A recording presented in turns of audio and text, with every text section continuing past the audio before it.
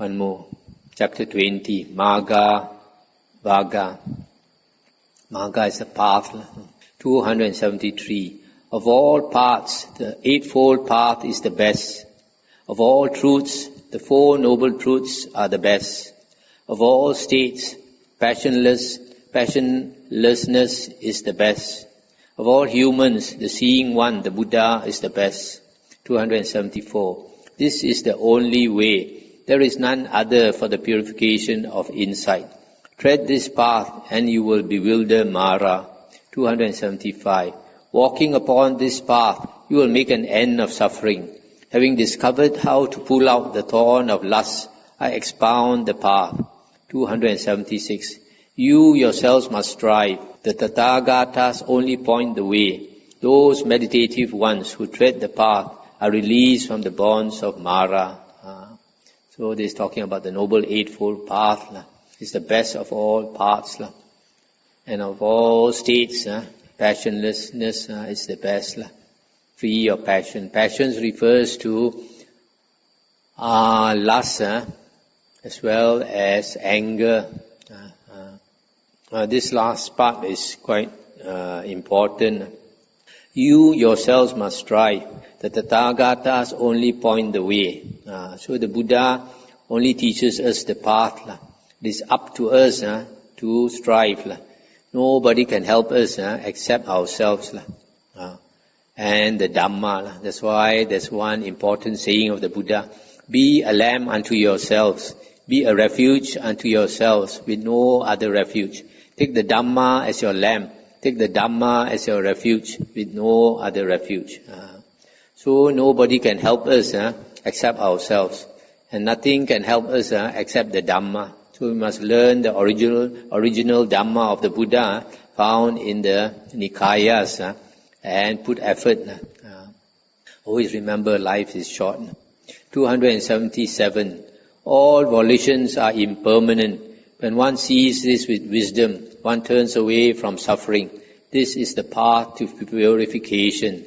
278. All volitions are unsatisfactory or suffering. When one sees this with wisdom, one turns away from suffering. This is the path to purification. 279. All states are not self. When one sees this with wisdom, one turns away from suffering. This is the path to purification. Sabbe sankhara anicchati. This one, as I mentioned just now, all volitions are impermanent. And volitions is the condition, sankhara is the condition for the world to arise. So because sankhara is impermanent, the world, everything in the world is even more impermanent. And all volitions are suffering because the result of volitions, the world is suffering itself.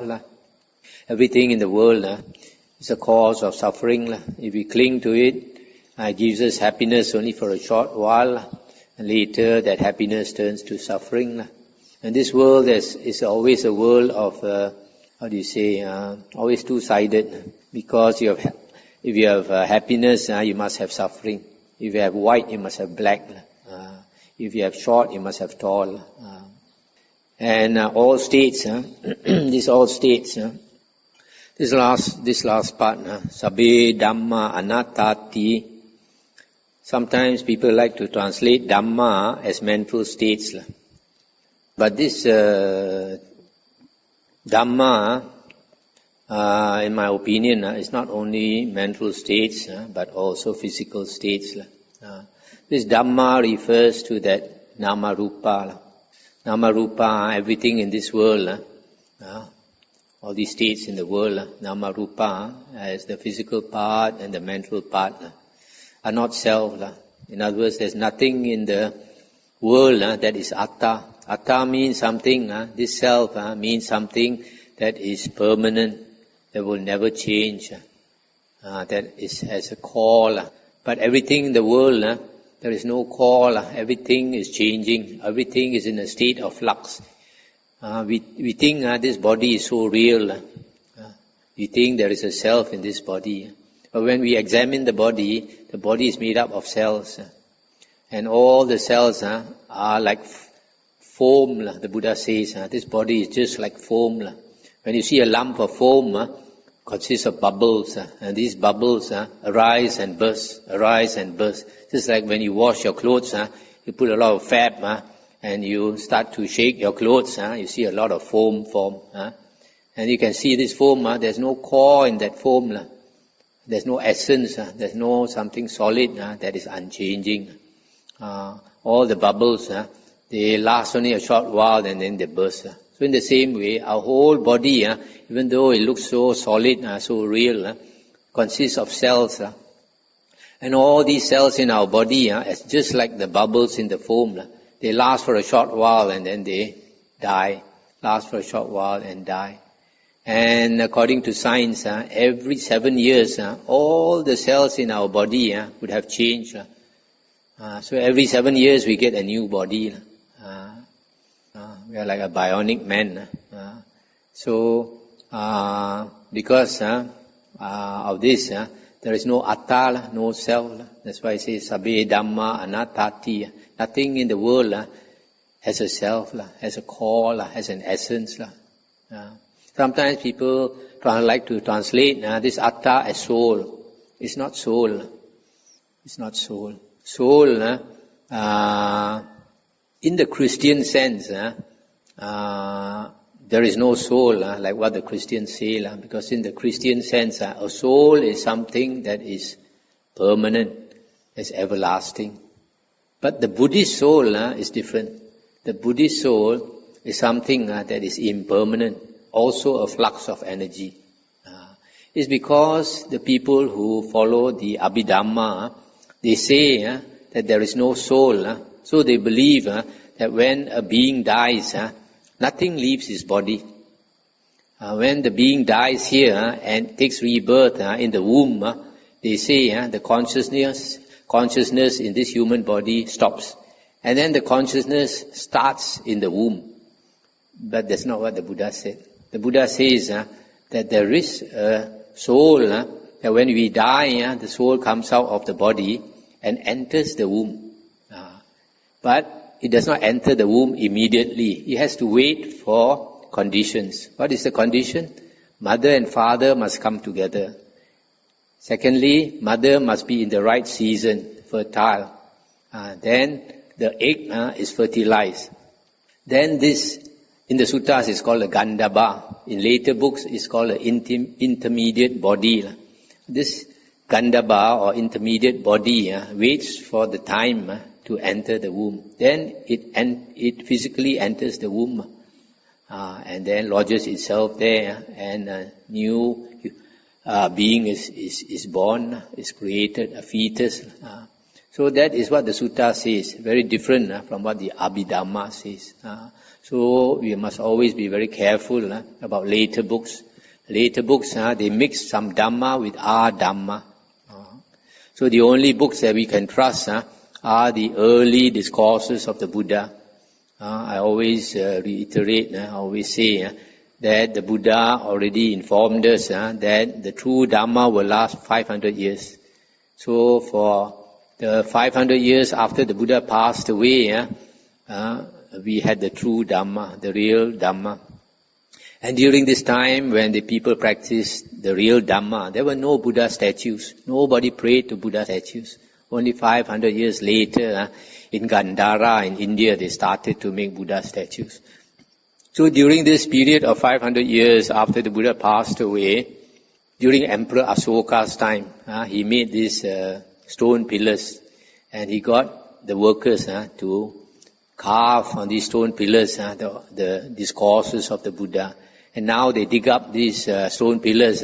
We know that the original suttas during the Emperor Asoka's time consists of 5 Nikayas. No Abhidhamma, no commentaries, no Mahayana books. Only the 5 Nikayas, the 5 Pali Nikayas as we have them now. That is original Buddhism. So don't trust other books, only these 5 Nikayas. But even then, the Khuddaka Nikaya has a lot of additions, so you have to differentiate also. 200 and, okay, so now, just now, So when one understands that all volitions are impermanent, then we understand the world is impermanent, dhammas are impermanent, and all volitions are suffering because the result of volitions is the world which is suffering. And all states, mentality and materiality, everything in the world has no core, no atta, no self. 280. The idler who does not exert himself when he should, who though young and strong is full of sloth or laziness, with a mind full of vain thoughts, such an indolent man does not find the path to wisdom. A lot of people, when we are young, we think we have a lot of time. We don't expect death to come. For some people, death comes very fast. Just 2 days ago, somebody was telling me, somebody here was telling me that the colleague, 31 years old, just gave birth to a baby, suddenly found she has got cancer all over the body. Who would expect a young girl, 31 years old, and get cancer? So serious cancer. 281.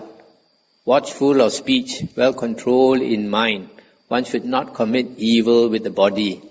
Let one purify these 3 causes of action and win the path made known by the great sage.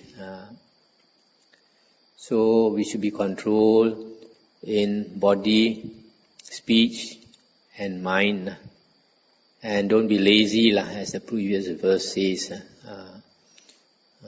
Don't think that we have time because we have cancer, we don't know when we are going to die. 282. Wisdom springs from meditation. Without meditation, wisdom wanes. Having known these 2 paths of progress and decline, one should so conduct oneself that wisdom increases. So if we want to have a clear mind, we must meditate according to the Buddha's method. What is the Buddha's method of meditation? In the Majjhima Nikaya, Venerable Ananda was asked, what type of meditation is praised by the Buddha? And what did he say? He didn't say vipassana meditation. He said the first jhana, the second jhana, the third jhana, the fourth jhana. The 4 jhanas, only the 4 jhanas is the Buddha's meditation. If you practice any meditation and it does not lead to the 4 jhanas, that is not the Buddha's meditation. This is very clear from the Majjhima Nikaya. So why is it that meditation leads you to wisdom? Because the Buddha's meditation is the jhanas. And the jhanas means when you attain even the first jhana, the 5 hindrances are eliminated. And it's not eliminated only in the jhana. Even outside of the jhana is eliminated. We saw this from the Khuddaka Nikaya. All the similes given when a person attains the abandonment of the hindrances. It was described like a person freed from the prison, like a man in debt, freed from his debt, and all that.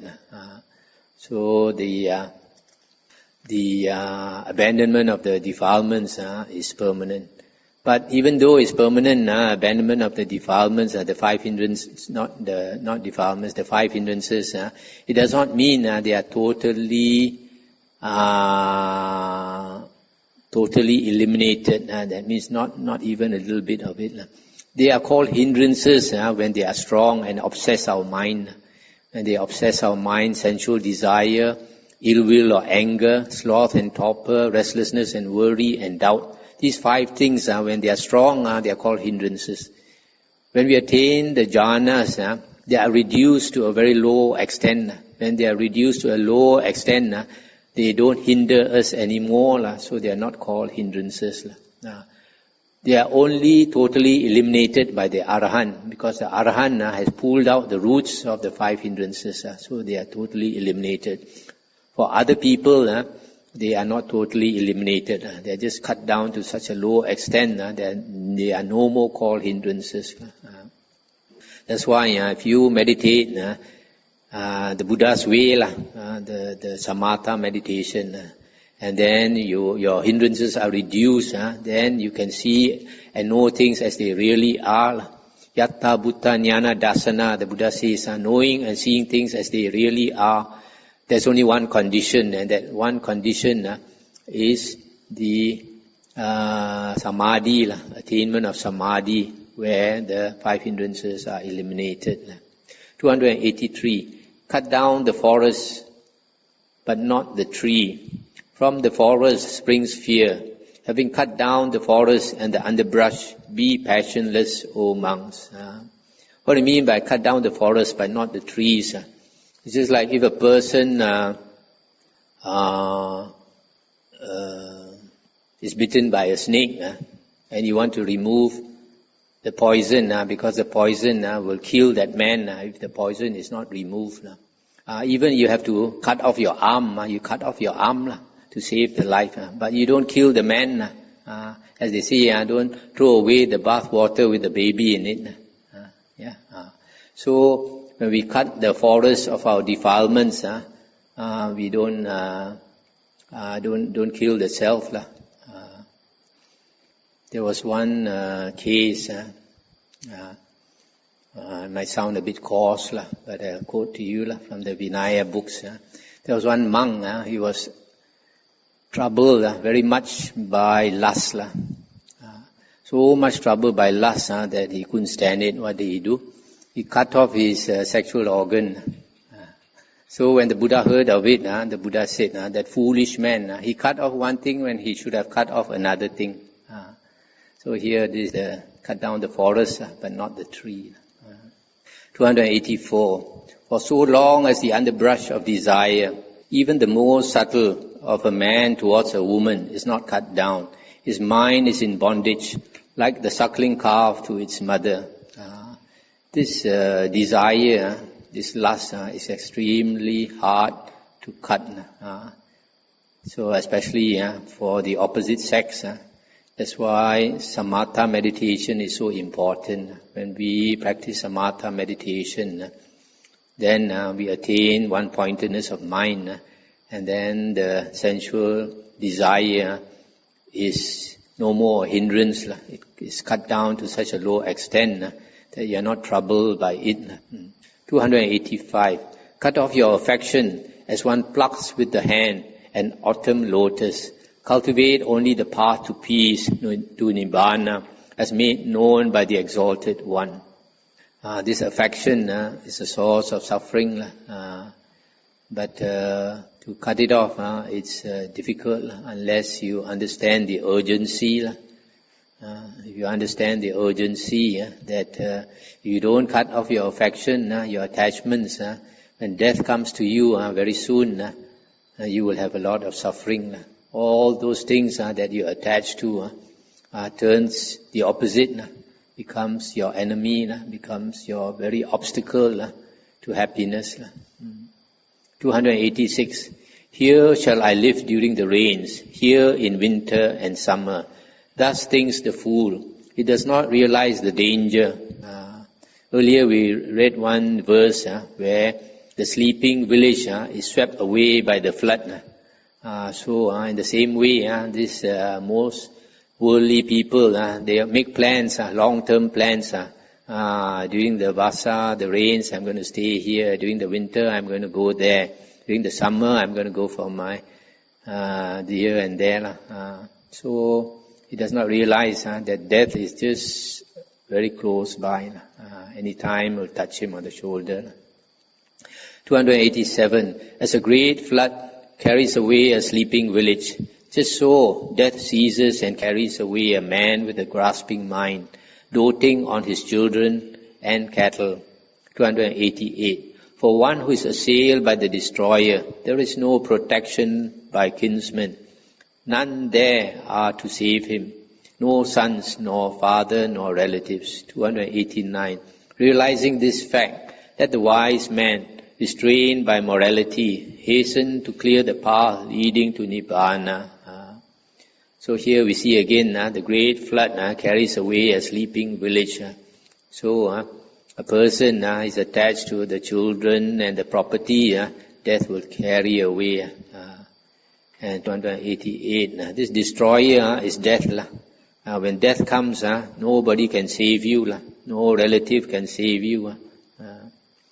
So if you understand this, quickly practice the path of letting go. Okay, we shall end here for tonight. Anything to discuss? You can see from the verses how this Dhammapada is so popular. There's so many beautiful words of wisdom in it. Bhante, recently many people talking about path and cushion. So can Bhante share the distinction between the two, and then about path and cushion is one reference or could be instant recently happened. This path and fruition, I start with the first. To attain the first path is synonymous as attaining right view. The Buddha says in the suttas that all Aryans have right view, meaning Aryan right view, not worldly right view. Aryan right view means understanding the Dhamma, basically the Four Noble Truths. And as I mentioned before, to attain this right view, there are two conditions. One is the voice of another teaching you the Dhamma, and secondly, you pay proper attention. From this you can see right view can only be attained by listening to the Dhamma. It is not attained by meditation. Meditation cannot bring you to right view, which means meditation cannot bring you to the first path. And the sutta says in the Samyutta Nikaya, I think 25.1, the sutta says after you have attained the first path from understanding the Dhamma, then it takes some time for that wisdom to ripen, so to speak. It takes time for that wisdom to ripen. And then the latest, the wisdom will ripen at the moment of death. So between the time a person attains the first path and his death, maybe a few years later or many years later, during that period, you will ripen into fruit, sotapanna. And when it ripens into fruit, the three fetters fall away. What are these three fetters? One is identity view, Sakaya Ditti. That means when the identity view falls away, then he does not identify the self with the body and the mind, the five aggregates. An ordinary worldling, he always thinks that the body and the mind is I, is mine, is myself. But this person who has attained Sotapanna, the first fruition, he understands that this body and the mind is impermanent, so it cannot be self, although he still has the self. Only the Arahant has no self. Then the second factor that falls away is Sila Bhatta Paramasa, attachment to Sila or rules, and Vata. Vata means religious observance, religious practice, anything to do with religion. And then, he is no more attached to it. That means even though he practices Sila, he is not too attached to Sila. He doesn't make a show of it. He understands the purpose of Sila. And the Vata. And then the third one is doubt. Doubt about the Buddha, Dhamma and Sangha. He has no more doubts. So when a person attains this Sotapanna, the fruition, these three factors fall away. So that is how to become a Sotapanna, basically by getting right view. And as I mentioned, that is only by listening to the Dhamma. Now to attain the second path, the difference between the first fruition, this Sotapanna, and the second fruition, the Sakadagamin, the difference is that both have eliminated the three fetters, but the second fruition has decreased this greed, hatred and delusion, or lust, hatred and delusion has reduced. Now to reduce this lust, hatred and delusion, he needs some samadhi. And this samadhi is not perfect samadhi. Perfect samadhi in the Noble Eightfold Path means the 4 jhanas. So, since he needs some samadhi, that means he needs either the first jhana, or the second jhana, or the third jhana. So when a person attains one of these 3 jhanas, that's one-pointedness of mind reduces his hindrances. So much so that this greed, hatred and delusion are reduced. So that is the way to attain the second path and second fruition. So the second path, he also needs the understanding of the Dhamma plus some samadhi, meditation, and basically samatha meditation. So in the same way, he attains the second path, and then it takes some time for the second path to turn into fruition. And when it turns into fruition, then the greed, hatred and delusion are reduced. So he needs either the first jhana or second jhana or the third jhana. That is for Sakadagamin. Now for the third fruition, Anagamin, a person who has attained Anagamin has eliminated 5 lower factors. That means the 3 earlier factors we mentioned, plus 2 more. And that is, what is the other 2? Sensual desire and ill will, I think. So he has eliminated sensual desire and ill will. And for a person to become an Anagamin, he needs the 4 jhanas, because the sutta says an Anagamin, a Sotapanna and a Sakadagamin, they have perfect sila but not perfect samadhi. Anagamin has perfect sila and perfect samadhi. That means Anagamin has the 4 jhanas. And the same way, the Anagamin, first he attains the third path, and later the path will turn into fruition. And then for the Arahant has perfect sila, samadhi and panya. So in addition to perfect sila and perfect samadhi, an Arahant has perfect panya, perfect wisdom. And that comes from destroying the asavas. This destroying of asavas and becoming liberated, a lot of people think is wisdom. This liberation or attainment of arahanthood is not defined as attainment of wisdom, but is defined as the destruction of the asavas. As I mentioned before, the asavas means the uncontrolled mental outflows. Basically, at the deepest level is the flow of consciousness. Because when the consciousness flows, it creates the world. As I mentioned before, consciousness always comes with nama rupa, mentality and materiality, which means the world. When consciousness arises, the world arises.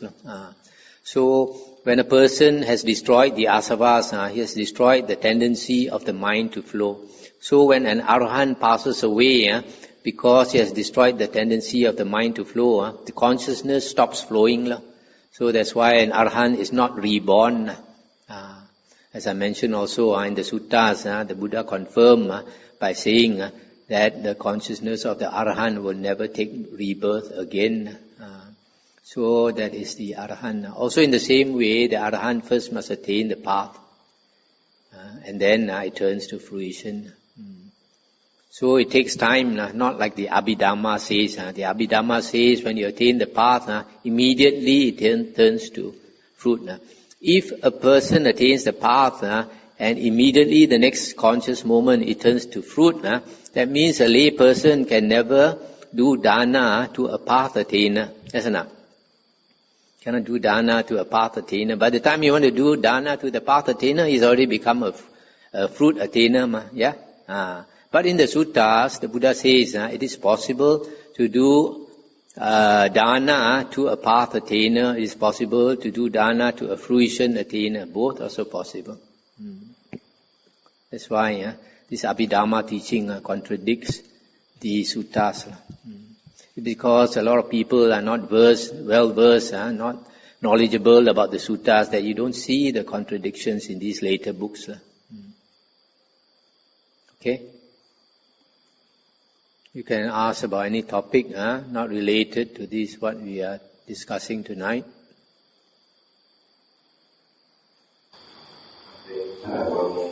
Since Dhamma is so important to the path of cultivation, and they share with us some information about Dhamma, first, second, third, and fourth. This attainment of the jhanas, when we practice meditation, we are trying to discipline the mind, to control the mind, which is so hard to control. To understand the meaning of meditation and how to control the mind, the Buddha gave a simile. And this simile, the Buddha talked about a hunter who caught 6 animals. What are these 6 animals? A bird, for example, the eagle, and then a monkey, and a snake, and a crocodile, and a hyena, and a dog. So these 6 animals, the hunter tied a rope around the neck of each of these 6 animals.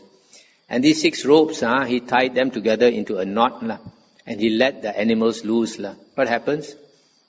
The eagle wants to fly up into the air. The monkey wants to climb up the tree. The snake wants to go into the hole to hide. The crocodile wants to go into the river. The hyena wants to go up the hill. And the dog wants to go into town to look for food. So these 6 animals are pulling in 6 different directions. And the Buddha says this is just like the everyday mind. Our everyday mind is being pulled by the 6 sense objects, namely sights. Sights or forms want us to see. Sounds want us to hear. Smells want us to smell. Taste want us to taste. Touch want us to notice, and thoughts also want us to think. So these 6 objects are pulling us, and at any time, whichever is the strongest will pull our attention. Just like these 6 animals, when you let them loose, the strongest one will pull the others, and when it's tired, another will pull, and the others have to follow. And then when that one is tired, another will pull, and they have to follow.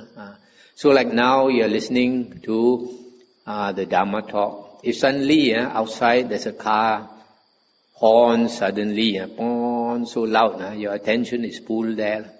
Or if suddenly a mosquito bites you, and then you feel the itch or the pain, then your attention goes there.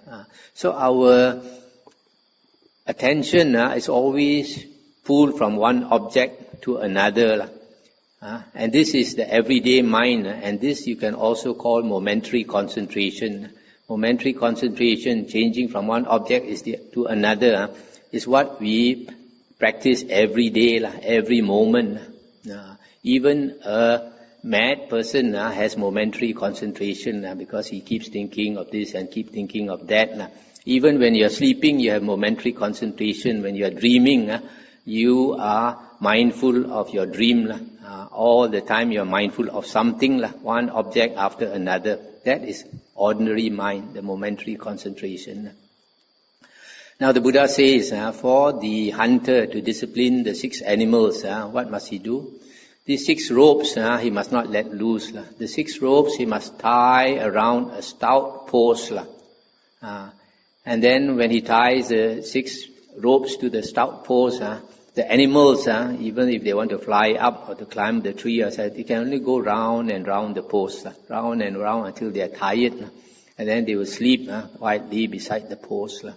So in the same way, the Buddha says, if we want to discipline our mind, we must tie our attention to only one object. The mind is so used to going out through the 6 sense doors that it doesn't like to stay to one object. But that is the only way to discipline the mind. It's like a small boy. He wants to always go outdoor to play. Now you tell him, you've been naughty. Now you stay in the room. You cannot watch TV. You cannot play the computer. You cannot play with your friend. You just stay in your room. The boy won't be happy. So in the same way, when we try to discipline our mind, it's not happy. So when we try to meditate, to put our attention only on one object. And the Buddha says that his method of meditation, mentioned in the Samyutta Nikaya, the Buddha says, before enlightenment, the Tathagata practiced Anapanasati. And even after enlightenment, the Tathagata, the Buddha, practiced Anapanasati, which is mindfulness of the breath. So when we practice Anapanasati, we are mindful of the breath going in to our body, down to our abdomen, and coming up again. So we just pay attention. We pull our attention to the breath, the movement of the breath.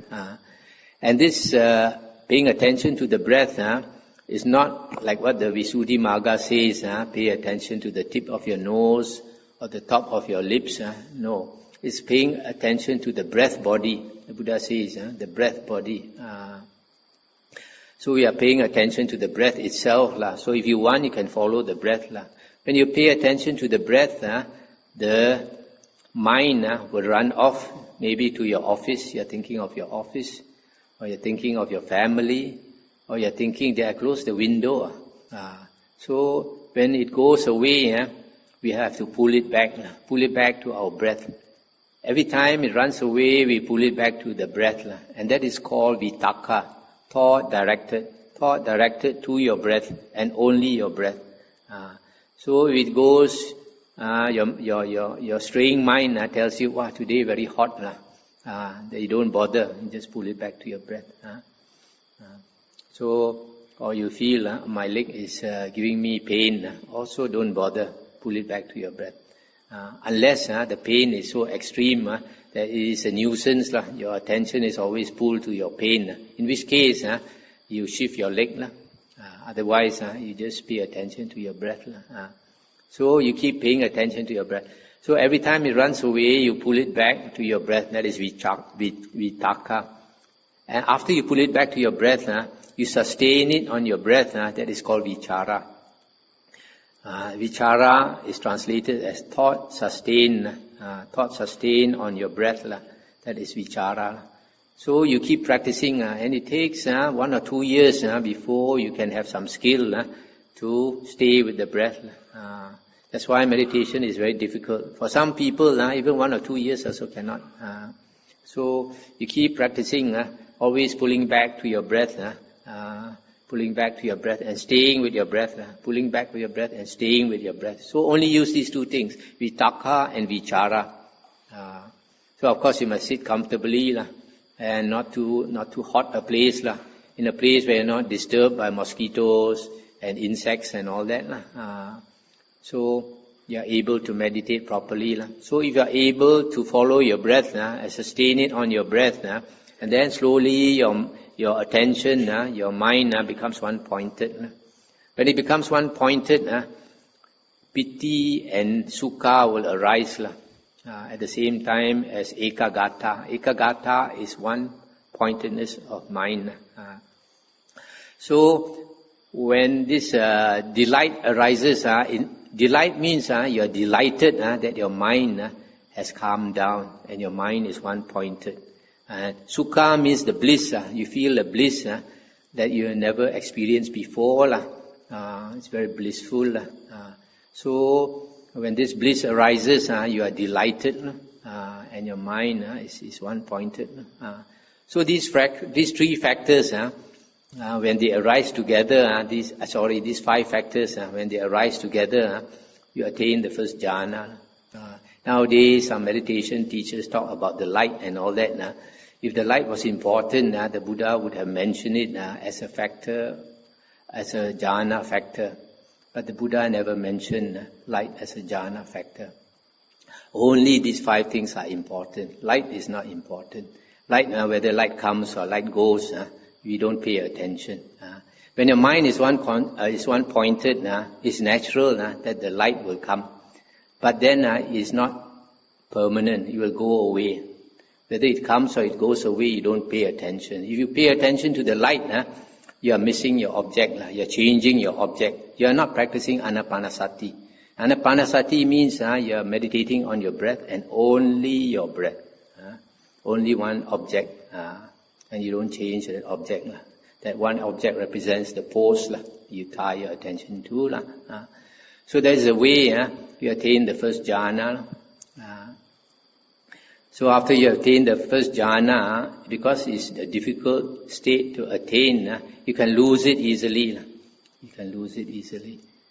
Even if you attain it for a short while, and you lose it. Because you don't have the kung fu. So it takes time to develop the kung fu, where you can sustain your first jhana. So after you are able to sustain your first jhana, it becomes stronger and stronger. And all these 5 factors also become stronger.